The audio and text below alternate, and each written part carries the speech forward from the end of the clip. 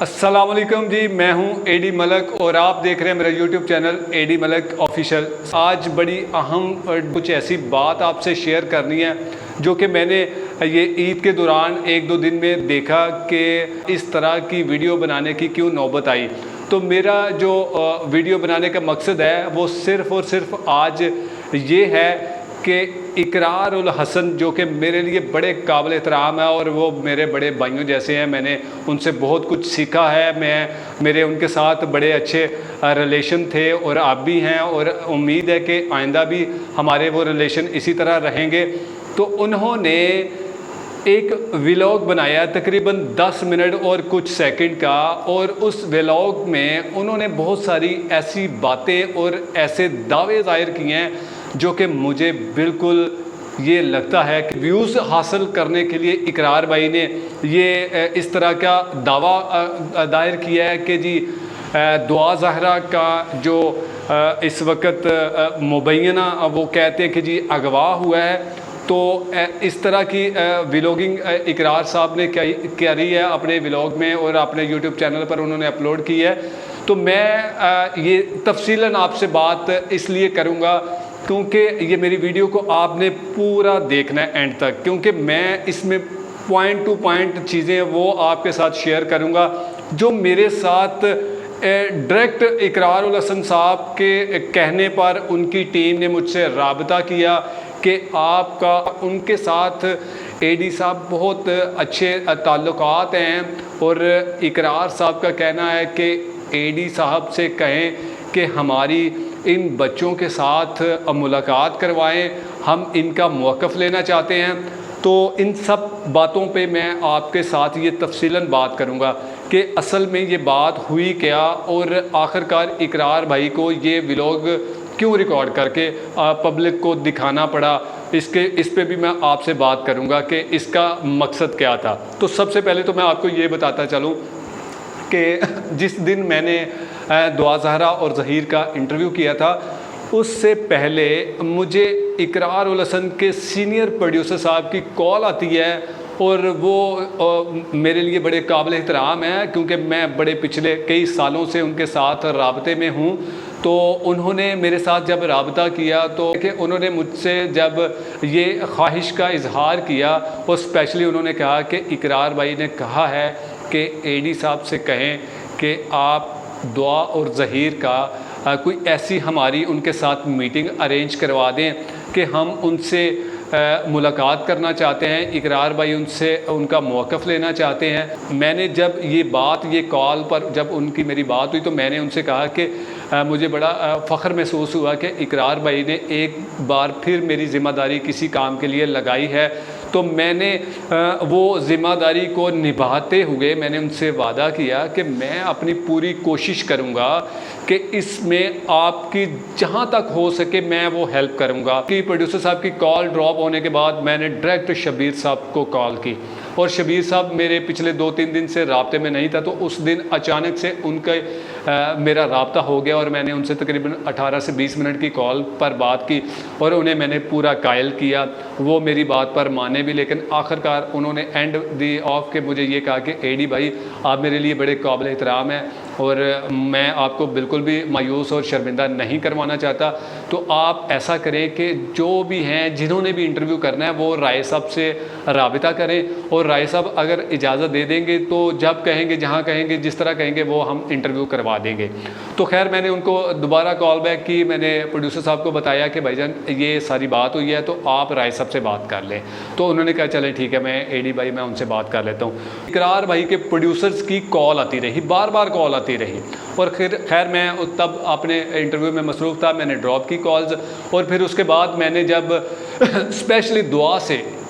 उस वक़्त ज़हीर नहीं था, ये हमारे इंटरव्यू के बाद मैंने जब दुआ ज़हरा से ये इजहार किया क्योंकि बार बार मुझे कॉल्स आ रही थी, और मैंने कहा कि दुआ आप सैयद इकरार उल हसन को जानती हैं? तो उन्होंने मुझे कहा कि बिल्कुल मैं जानती हूँ, वो सरेआम के एक प्रोग्राम करते हैं और उन्हें सारी दुनिया जानती है। तो मैंने कहा बेटा अगर वो आपका इंटरव्यू करना चाहें तो आप इस पर क्या जवाब देंगी? तो उन्होंने मुझे कहा कि भाई मैं अभी कुछ नहीं बता सकती मैंने इंटरव्यू देना है या नहीं देना, लेकिन फ़िल वक़्त मैं उनको इंटरव्यू नहीं देना चाहता। ये मैंने दुआ की ज़ुबानी सुना और ये दुआ के अल्फाज थे, तो मैंने फिर एज़ इट इज़ मैंने उनको बताया। और फिर शबीर साहब का भी मुझे मैसेज आया, तो वो मैसेज क्या था वो भी मैंने इकरार भाई के प्रोड्यूसर साहब को सेंड कर दिया कि भाई ये असल सिचुएशन है, ये सूरत हाल है, अब आप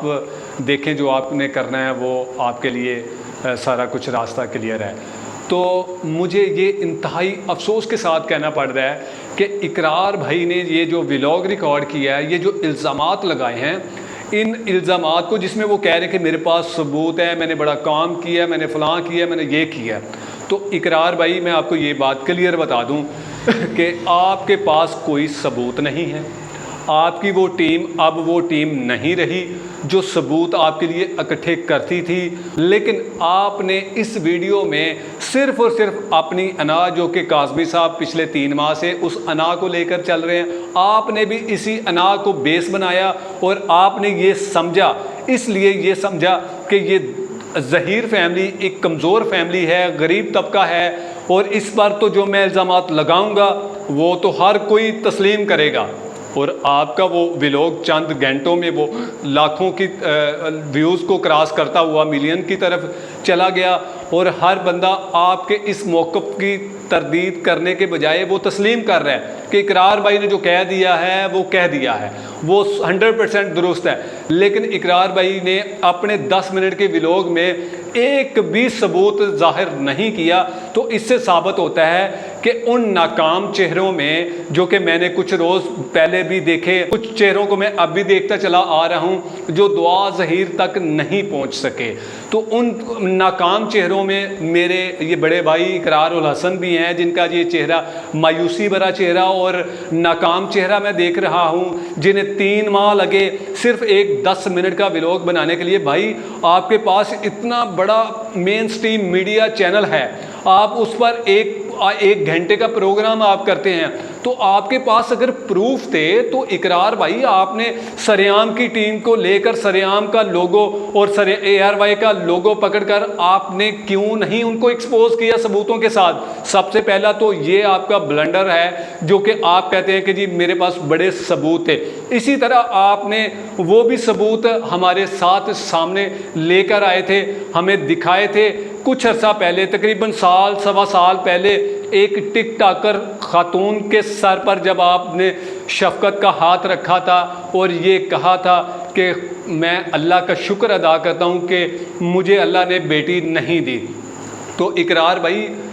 चलें आप शुक्र अदा करें कि अल्लाह ने आपको बेटी नहीं दी, लेकिन आप लोगों पर बिला वजह के इल्ज़ामात तो मत लगाएं जबकि आपके पास कोई सबूत नहीं है। वो आपके पास वो जो सबूत की बात कर रहे हैं, वो जो शबीर साहब का वॉइस मैसेज मैंने आपको फॉरवर्ड किया है, वो आपके पास सबूत है, ये मैं मानता हूँ, ये सबूत है आपके पास। लेकिन आपकी टीम अब बिल्कुल नकारा हो चुकी है। आपकी टीम AC वाले कमरों से निकलकर फील्ड में काम करना बिल्कुल भी नहीं मुनासिब समझती कि हमें फील्ड में जाना चाहिए, लोगों से मिलना चाहिए, लोगों के साथ अच्छे ताल्लुकात बनाने चाहिए। लेकिन सर मैं आपको ये माजरत के साथ बता दूं कि अब आपका भी दिल नहीं करता फील्ड में निकलकर काम करने को, क्योंकि आपको पता है कि AC 16 पर लगाया हुआ है और ठंडे कमरे में बैठकर 10 मिनट का मैं व्लॉग रिकॉर्ड करूंगा और मिलियन वो क्रॉस कर जाएगा चंद घंटों में, और उसके बाद लाखों रुपए मेरे अकाउंट में आ जाएंगे। तो इकरार भाई आपकी स्ट्रगल यही रह गई है।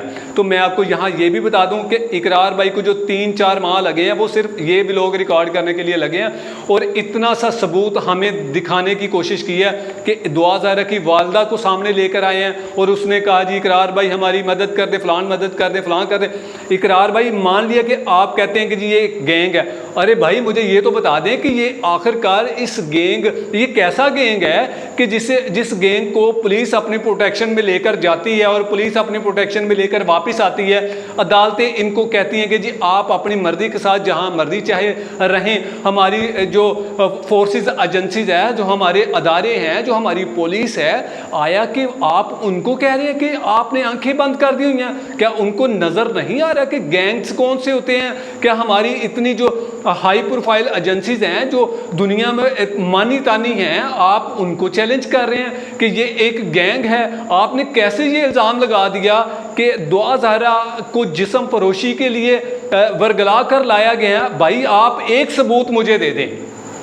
आप सिर्फ और सिर्फ एक सबूत हमें दिखा दें कि यहाँ पर दुआ ज़हरा को लाने के लिए ये डील की गई थी कि हम एक बच्ची को लेकर आएंगे और आपके आगे बेच देंगे या फलां कर देंगे। भाई ये कैसा जिस्म फरोश माफिया है जो सरकारी अदारों में मेहनत मजदूरी करता है और सरकारी नौकरीज करते हैं। मैंने बगैर किसी प्रोटोकॉल को, मैंने बगैर किसी ऐसी चीज़ को लेकर मैंने उन बच्चों तक पहुंचा, मैंने उन बच्चों का नैरेटिव लेकर आया और मैं अपने मकसद के लिए आज भी खड़ा हूं, उनके साथ, उनके सामने खड़ा हूं, उनके लिए खड़ा हूं कि ये कोई गैंग नहीं है, ये कोई माफिया नहीं है जिसे आप माफिया बना रहे हैं। तो मुझे उम्मीद है कि आपको